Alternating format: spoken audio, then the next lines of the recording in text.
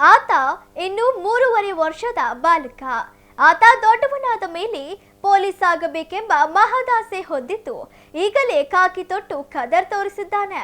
ಅಷ್ಟೇ ಅಲ್ಲದೆ ಎಸ್ಪಿ ಕಚೇರಿಯಲ್ಲಿ ಆಡಳಿತ ಮಾಡಿದ್ದು ಆತನ ಆಡಳಿತಕ್ಕೆ ಅಧಿಕಾರಿಗಳು ಕೂಡ ದಂಗಾಗಿ ಹೋಗಿದ್ದರು. ಹಾಗಿದ್ರೆ ಯಾರು ಆ ಬಾಲಕ? ಆತ ಪೊಲೀಸ್ ಆಗಿದ್ದು ಏಕೆ ಅಂತೀರಾ? ಈ ಸ್ಟೋರಿ ನೋಡಿ. ಕಾಕಿ ತೊಟ್ಟು ಎಸ್ಪಿ ಕಚೇರಿಯಲ್ಲಿ ಆಡಳಿತ ಮಾಡಿದ ಬಾಲಕ.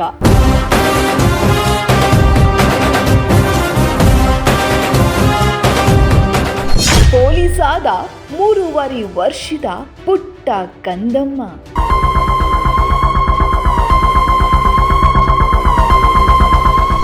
ಬಾಲಕನ ಆಡಳಿತಕ್ಕೆ ಶಾಕ್ ಆದ ಅಧಿಕಾರಿಗಳು.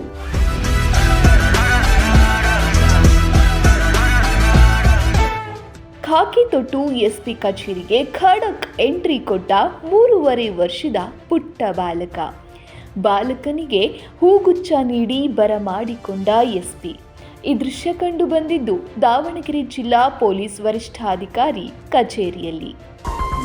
ಇಲ್ಲಿ ಅಪ್ಪಿ ಇಲ್ಲಿ ನೋಡು.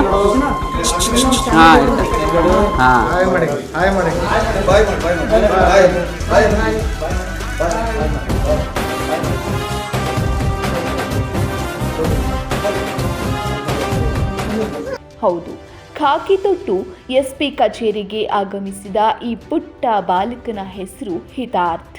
ದಾವಣಗೆರೆ ಜಿಲ್ಲೆಯ ಹೊನ್ನಾಳಿ ತಾಲೂಕಿನ ಹೊಸಹಳ್ಳಿ ಗ್ರಾಮದ ಪ್ರಭು ಹಾಗೂ ಅನುಷಾ ದಂಪತಿಗಳ ದ್ವಿತೀಯ ಪುತ್ರ. ಪುಟ್ಟ ವಯಸ್ಸಿನಲ್ಲಿ ಖಾಕಿ ತೊಟ್ಟು ಎಸ್ಪಿ ಕಚೇರಿಗೆ ಆಗಮಿಸಿದ್ದ ಹಿತಾರ್ಥ್ ಸ್ವತಃ ದಾವಣಗೆರೆ ಎಸ್ಪಿ ಎಚ್.ಟಿ. ಶೇಖರ್ ಹೂಗುಚ್ಛ ನೀಡಿ ಸ್ವಾಗತಿಸಿದರು. ಅಷ್ಟೇ ಅಲ್ಲದೆ ಪುಟಾಣಿ ಹಿತಾರ್ಥ್ 1 ಗಂಟೆ ಕಾಲ ಖಾಕಿ ತೊಟ್ಟು ಎಸ್ಪಿ ಕಚೇರಿಯಲ್ಲಿ ಆಡಳಿತ ಮಾಡಿದ. ಆತನ ಅಧಿಕಾರದ ಅವಧಿಯಲ್ಲಿ ಇಡೀ ಎಸ್ಪಿ ಕಚೇರಿಯೇ ಪಿನ್ ಡ್ರಾಪ್ ಸೈಲೆಂಟ್ ಆಗಿದ್ದು ಅಚ್ಚುಕಟ್ಟಾಗಿ ಕರ್ತವ್ಯ ಕೂಡ ನಿರ್ವಹಿಸಿದ.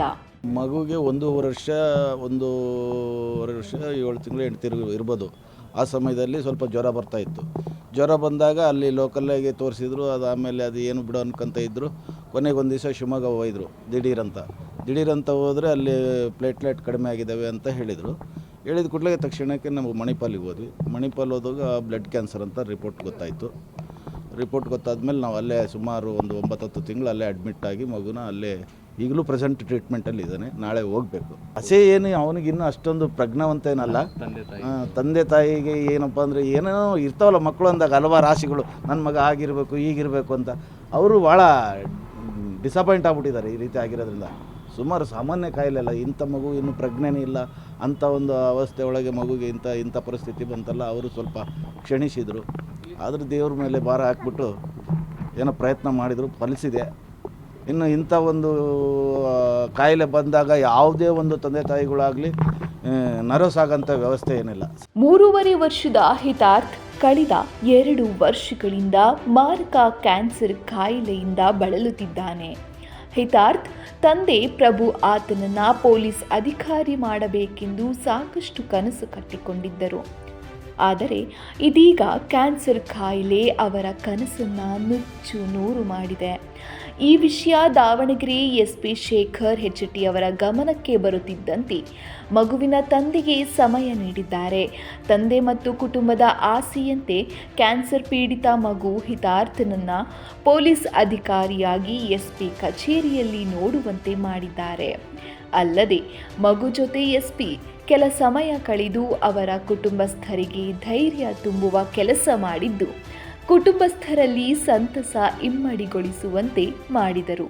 ನನಗೆ ಮೊದಲನೇದಾಗ ಒಂದು ಹೆಣ್ಣು, ಎರಡನೇದಾಗಿ ಗಂಡು.